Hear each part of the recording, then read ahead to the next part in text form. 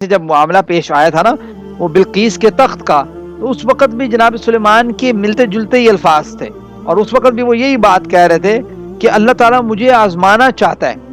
اللہ تعالیٰ مجھے آزمانا چاہتا ہے کہ میں اس کا شکر کرتا ہوں یا اس کی ناشکری کرتا ہوں۔ یا وہ یا ایھا الملأ، جب سردار نے سرداروں سے کہا کہ بھائی میرے پاس جو ہے نا وہ لے کے آؤ، کچھ تخت اس کا لے کے آؤ جس کی بات میں بات ہو رہی ہے، تو قال عفریت من الجن، ایک زبردست دیو ہیکل قسم کے جن نے کہا انا آتی کا، میں لے کے آؤں گا۔ ٹھیک ہے،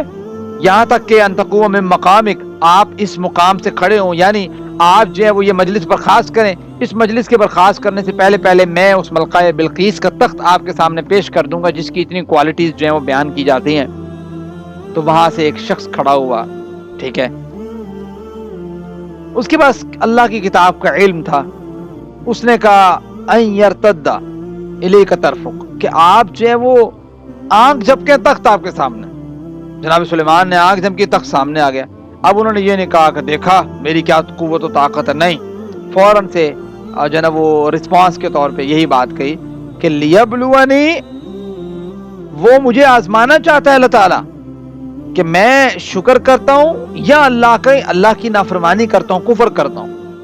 تو میں تو شکر کروں گا۔ ومن شکر فانما یشکر لنفسی، جو شخص شکر کرتا ہے وہ شکر اس کے نفس کے لیے ہے۔